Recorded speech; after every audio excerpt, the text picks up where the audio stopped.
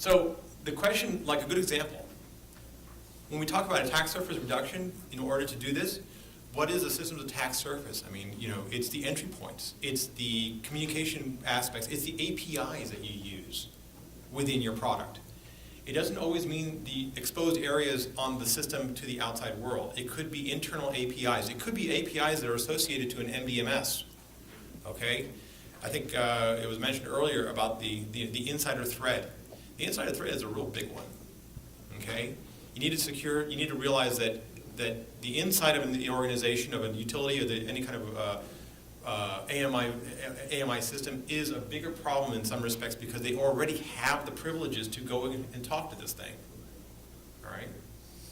You want to lower the exposed footprint of the application as much as possible. Also, when it's installed, you want to provide guidance so that you're installing this thing on top of, let's say, a Windows Server environment.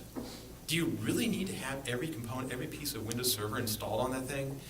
But yet I keep seeing and I keep talking to customers where like, yeah, we just blew in our standard server install. Well, so let me ask you, and they'll come up to me, let me ask you a question. Do I need this and this and this and this service? And I'm like, no. Why did you even bother installing it? Well, that was our typical image. You need to provide guidance to how to tailor the images. You want to eliminate, and by doing that, you end up eliminating the exposure and vulnerability points. So what does it look like? If I'm looking at a house from a perspective, obviously the windows and the doors, those are a good way of getting in, but there are other ways that people don't think of. Well, what about the chimney? What about being the big bad wolf and dropping down through the chimney and, getting the little piggies? Threat modeling, we want to consider both, like I said, scenario-based threat modeling as well as a feature-based threat modeling. And you really want to do this by developing attack trees on each of the features. I'm just going to go through a real simple example in a minute. You want to start with the goal and you want to work backwards.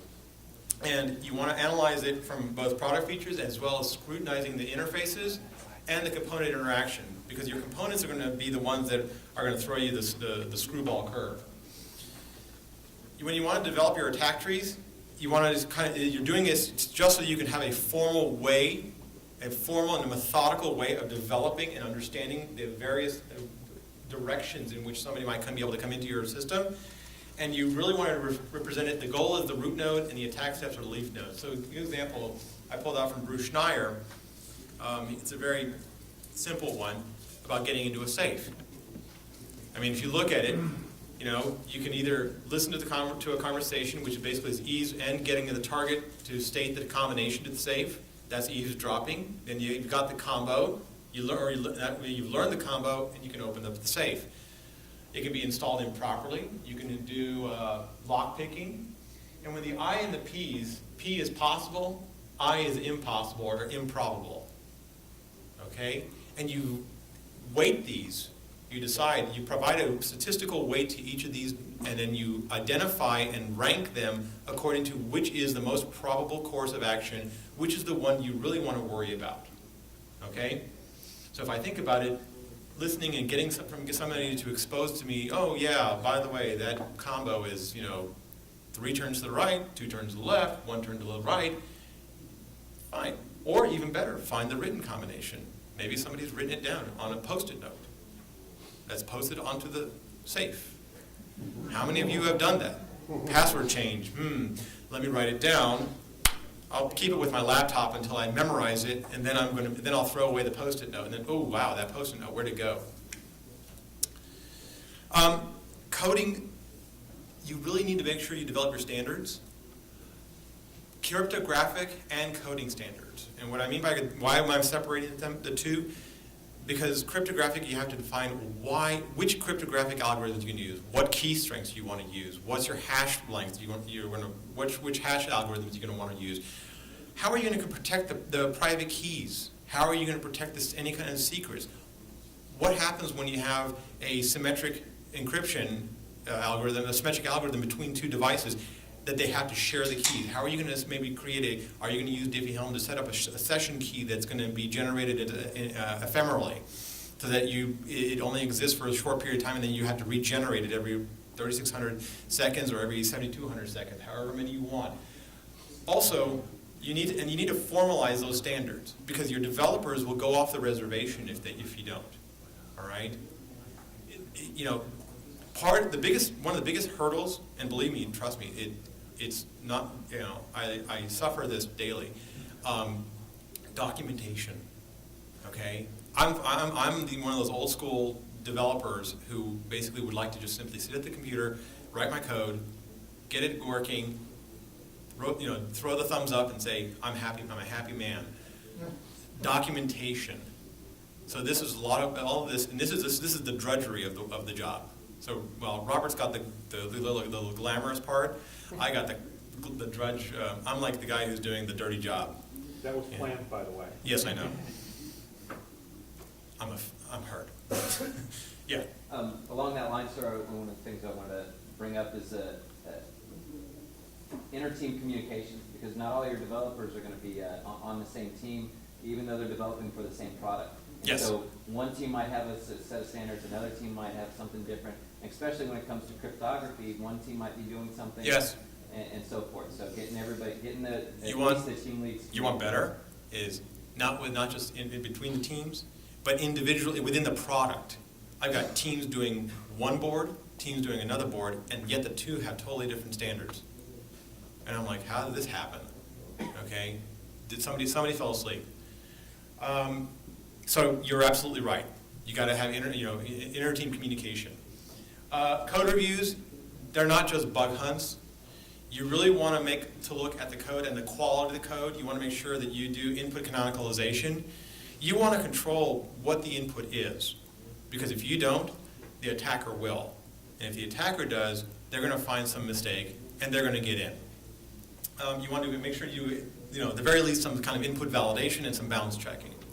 From a testing perspective, you really need to test everything: hardware, software, and then the hardware and software interaction. Okay. Not just from an SQA perspective, but also from a security perspective. And this is where the threat model is a real guide. But if you can't be creative, find somebody who can. Okay?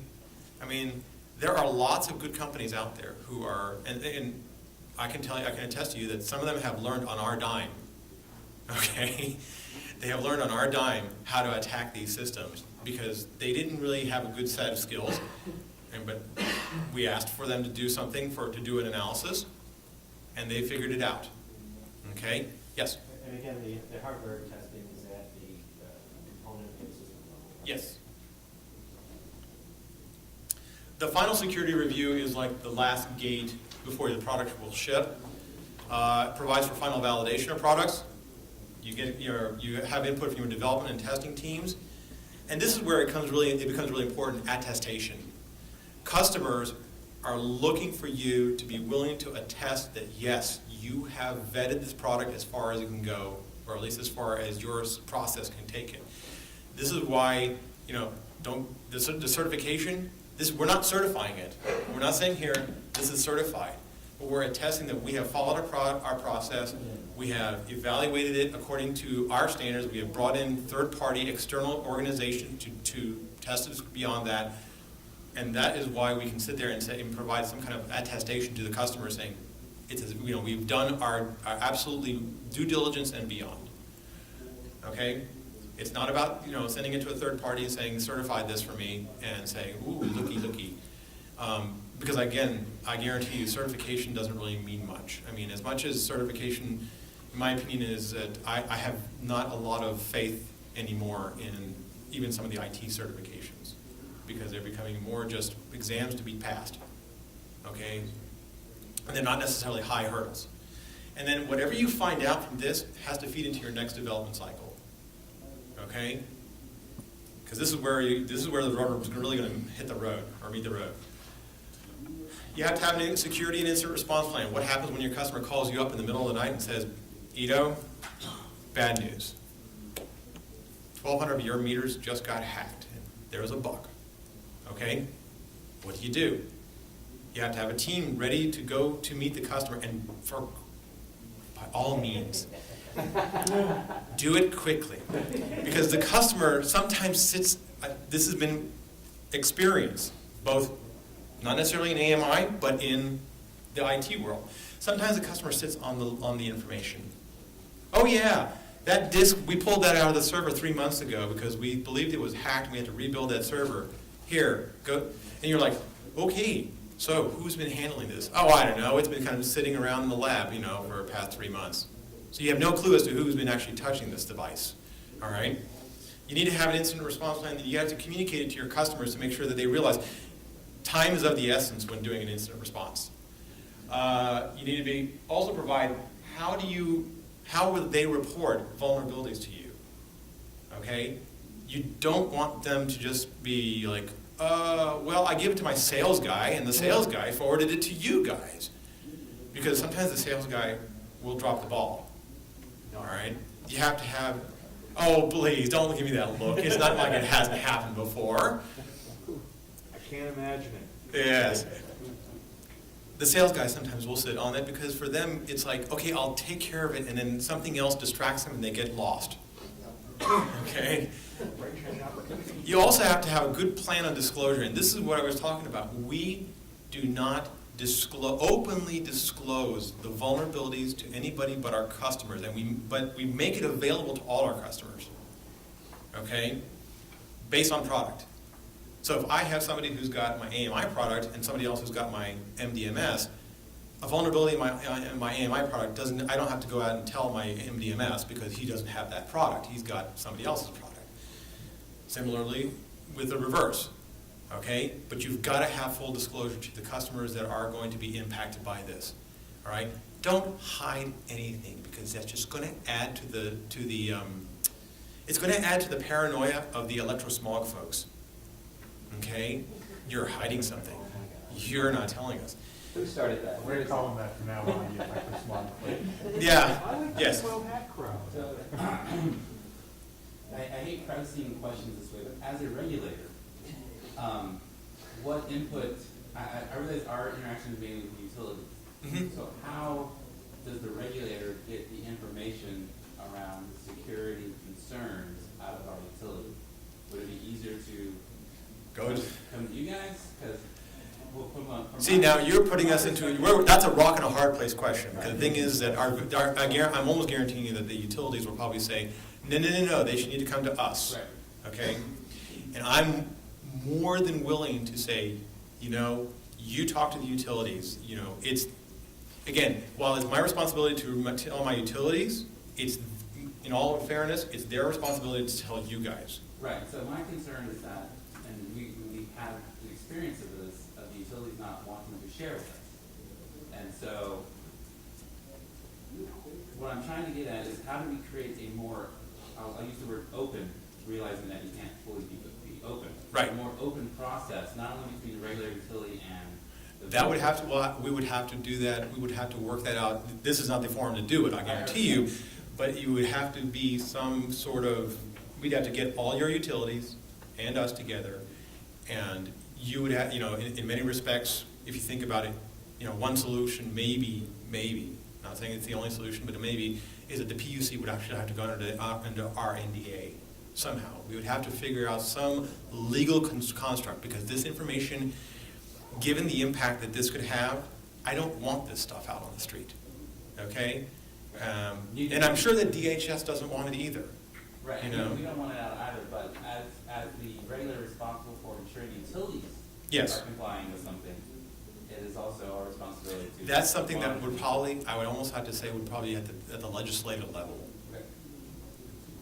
If you can figure out how we can recognize revenue for it, as an employee of an investor-owned utility, hey, we'll sign up for anything. That seems to be what comes down to my executives. If they can recognize revenue, sure, go ahead. How about protect revenue? It's a different way of looking at it, but consider that in the world of security, there is no return on investment until something happens. Okay? I'm totally with you on that.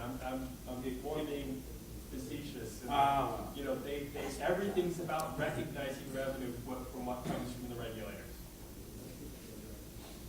Again, this is something that more than likely is going to be on from a legislative perspective rather than from just us discussing it or even any kind of organization who's going to discuss it. because of the fact that every state's going to be different. All right, and every state's going to have to put it into law that somehow the PUC is going to have to be able to get this information from the, provide the PUCs with the power to say to the utilities, you need to make this available to us. We need to be in the loop. Okay, we can't be in the dark.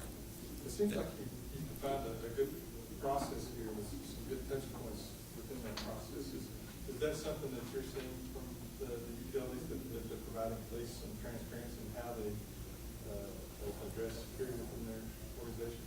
Our utilities are becoming more open in providing some information, but to the extent that we have specific questions, we've now got, we have a utility that has said, well, you need security clearance to access, for us to share this information. How do they find security clearance? I mean, if you're talking DOD, we're talking, So, I mean, they are more willing to sit down and talk with us than they have been before. And then as we become more educated, we start asking them the more difficult questions that they're more uncomfortable talking to us about. Yeah, I imagine you guys are just a little bit ahead of the curve as far as other PUCs are concerned in getting educated. I think a lot of PUCs are still in the, what questions do we ask? What do we need to be figuring out here? Now, I will also think that relationship between PUC and our utility is a little bit more contentious than other states, and so that just may be a function of our relationship. And other state commissions may have an easier time dealing with their utilities. I doubt it. That's just one of those, that kind of information, it's dirty laundry. Nobody wants to share their dirty laundry. So when you take it from that line, there's really nobody that's going to be forthcoming with showing or exposing to you where they've made a mistake. So, that's one of those things that, from a legislative point of view, is going to have to be kind of drilled in that you're going to need access to that type of information. But, it's dirty laundry. Yeah. I'm barred from saying anything about anything I know. it is a touchy subject because of the fact that how do you share this information I as a vendor, it feels my obligation to share it with my customers. Okay, I take it one step beyond what, let's say, Microsoft or Apple will do. They might sit on a vulnerability until, for a while, until they finally say it's worthwhile for them to fix it. I don't see it that way. Okay, I have a problem. My customers really need to know. All right, and I need to be as forthcoming, because if I lose that level of trust, I mean that's a pretty damning thing right there. Okay, Microsoft never really has yet to recover from code red. Okay, because I know that I talked to customers when I was there. I was talking to customers who still had this prejudice against Microsoft because of the fact that by God, half my servers were down that day because of you. Okay, because you didn't fix this thing when it was first disclosed. So my perspective is, I got to get the fix out. I got to make my customers happy. I got to make my customers safe, because their safety is my highest priority in my mind. Okay, and that's what I've driven. That's what I have driven into. What we have driven into our corporate management, to our executive management. Don't screw around with this, because all you need is one hit. Not only do you take Itron down, you're going to take AMI down. Okay. Because these kind of vulnerabilities are going to be something that somebody is looking at it, and I guarantee you, if it's not the Russian mafia, it's the Chinese government. They're looking at this stuff, and they're thinking to themselves, how can we get in there? Okay, I'm not kidding myself when I say, there's just script kiddies. They're just doing some, they're just, looking at the blinky light and saying, oh, let me shoot that thing, and take out that one collector. These guys are looking at it from a bigger picture. So keeping my customers secure is my top priority. Okay, and that's also one of the reasons why we actually have gone so far as to just say, bite the bullet and to adopt this. All right, because we realize that we can't afford one incident. While it's laudable that you share, the vulnerabilities with your customers, kind of the next step is, all right, one of your customers is using your software and it interoperates with another product owned by another company. Suppose your vulnerability, for instance, is that it compromises the data in your customer system. Mhm. And that data gets shared with somebody else, and in turn compromises their system. How do you propose that such issues as that get addressed? Or do you have, So when we have the situation where you're talking about like a mixed environment, you know, it's on all Itron, it's you know, somebody else's AMI and my MDMS, okay? That's a very difficult situation because of the fact that I can't guarantee that the other side is doing the same level of effort that I am, okay? well, you can't guarantee that. I can't guarantee it, but I'm assuming, no. First of all, no, I'm not assuming that. I'm not assuming that other people are doing the same thing, because I'm assuming that, because if I did that, okay, I expose myself to a possibility that, you know, that oh, they're gonna take care of this, then I don't have to worry about it. No, I don't assume that, okay? That's not what I meant, but- Okay, but I understand what you're saying. It's an issue that we have to also notify the other side and work in a collaborative sense, as much as possible, okay? Normally, we've gotten good communications, we've gotten good collaboration with other vendors in resolving issues between their system and ours. I haven't seen it yet that we've gotten into the, you know, basically the pissing match of, you know, it's not my fault, you know, finger pointing. Well, it's your system, it's your system. It's not. I'm trying to be above that, okay? And I haven't gotten into that situation where where I've gotten a vendor who's been so adamant that, oh, no, not my problem, your problem, and throws it right back at me. So I haven't had that experience yet. And I'll be honest with you, until I get to that bridge, I won't know how to cross it. Okay?